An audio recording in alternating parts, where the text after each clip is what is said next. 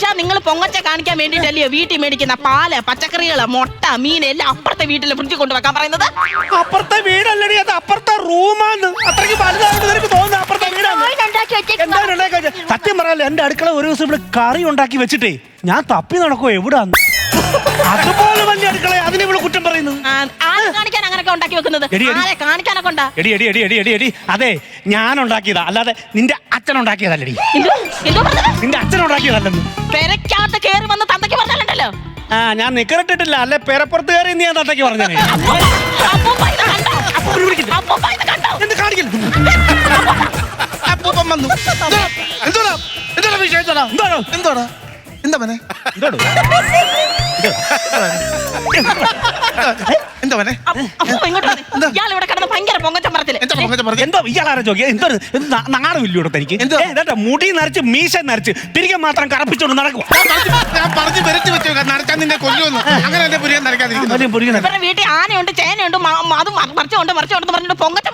വലിയ വീടാ, തിളങ്ങുന്ന ഉടുപ്പുണ്ട്, തിളങ്ങുന്ന വാച്ചുണ്ട്, സ്റ്റീലിന്റെ വളയുണ്ട്. ഞാൻ വലിയ വീടാ. നീ അങ്ങനെ കളിയാക്കാൻ വേണ്ട.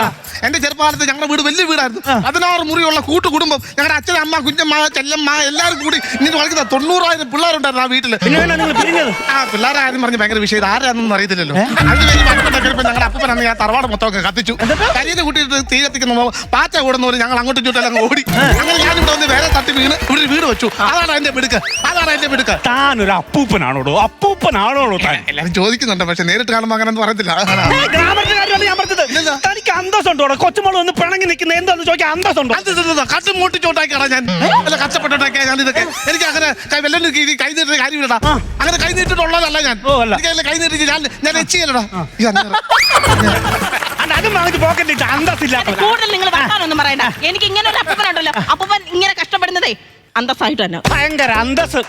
ഇവര് വളർത്തുന്ന കാള ചത്തപ്പോ തൊഴുത്ത് നിന്ന പശുവിനെ വെള്ളസാരി ഉടിപ്പിച്ച് അതിന്റെ കഴുത്തേന്ന് മണിയും പറിച്ച് കളഞ്ഞിട്ട് വില്ലേജ് ഓഫീസിൽ കൊണ്ടുപോയി വിധവാ പെൻഷൻ അപേക്ഷ കൊടുത്തല്ലോ. അതെന്റെ അപ്പൂപ്പന്റെ നിവൃത്തി. നിങ്ങൾക്കുണ്ടോ അങ്ങനെ ഒരു അപ്പൂപ്പൻ? നീ ചോദിക്കണോടി, എനിക്കുണ്ടായിരുന്നു ഒരു അപ്പൂപ്പൻ. എന്റെ 10 വയസ്സ് വരെ അപ്പൂപ്പൻ ഉണ്ടായിരുന്നു. അത് കഴിഞ്ഞ് നീ പിടിച്ച് വിഴുകിയോ? 10 വയസ്സ് കഴിഞ്ഞ് അപ്പൂപ്പൻ വജ്രം തേടി പോയതാ, പിന്നെ കാണാനില്ല. ഒരു ദിവസം അപ്പൂപ്പൻ പണി കഴിഞ്ഞ് ഇങ്ങനെ വരുമായിരുന്നു.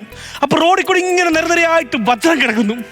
അപ്പൂപ്പൻ ഇത് പറക്കാൻ തുടങ്ങിയപ്പോ അപ്പൂപ്പന് ബുദ്ധി തോന്നി, ഇത് പറക്കിയാ തീരത്തില്ല, ഇതിന്റെ ഉത്ഭവ സ്ഥാനത്ത് ചെന്നാൽ ചാക്കോടെ വാരി എടുക്കാമെന്ന്. എന്നിട്ട് ഈ വജ്രം തിരക്കി അപ്പൂപ്പൻ ഇത് കിടക്കുന്ന വഴിക്കൂടെ ഓടി. അവസാനം കാശ്മീരിൽ ചെന്നപ്പോ റോഡ് തീർന്നു പോയി. പിന്നെ അപ്പൂപ്പൻ തിരിച്ചു വന്നിട്ടില്ല. അന്നേരമാണ് അപ്പൂപ്പൻ അറിഞ്ഞത് അത് വജ്രങ്ങളായിരുന്നു. റോഡിന്റെ സൈഡിലെ റിഫ്ലക്ട് ലൈറ്റ് കിടന്ന് കത്തുവായിരുന്നു. റോഡിന്റെ സൈഡിലെ റിഫ്ലക്ടർ കണ്ടിട്ട് മനസ്സിലാകുന്ന ആ മണ്ടൻ ഏതാണ്? അവൻ ഏതാണ്? അയ്യോ, ട്രാഫിക് ലൈറ്റ് കണ്ടിട്ട് 3 ചക്ക നിൽക്കുന്നു, ഒന്ന് പച്ച, ഒന്ന് പഴുത്തത്, ഒന്ന് മഞ്ഞപ്പരുവം എന്ന് പറഞ്ഞ ആളല്ലേ ഇവിടെ. കഴിഞ്ഞോണ്ടി സംസാരിക്കരുത് എന്റെ അപ്പൂപ്പനോട്. എന്റെ മുടി ഇത്രയും നേരം നിങ്ങളോട് സംസാരിച്ചത് മാന്യതയുടെ പേരില്ല. ഒരു വീട്ടിൽ കയറി വരുന്ന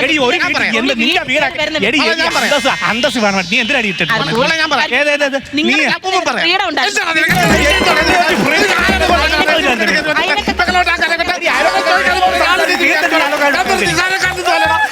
പഠിക്കാൻ പറ്റി. നീ എന്തൊന്ന് കാണിക്കണം അങ്ങോട്ട്. നീ എന്ത് കാണിച്ചതാളാ?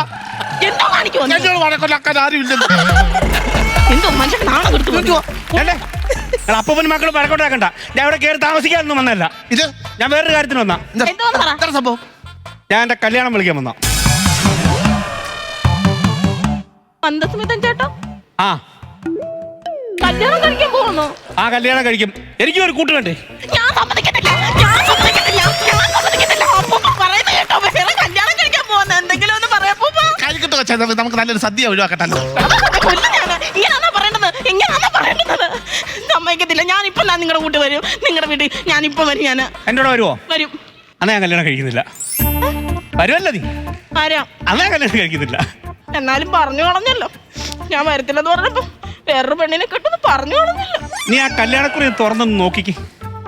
ഓ മന്ദസ്മിതൻ വിത്ത് കവിത, എന്റെ പേരുള്ള അതേ പെണ്ണ്.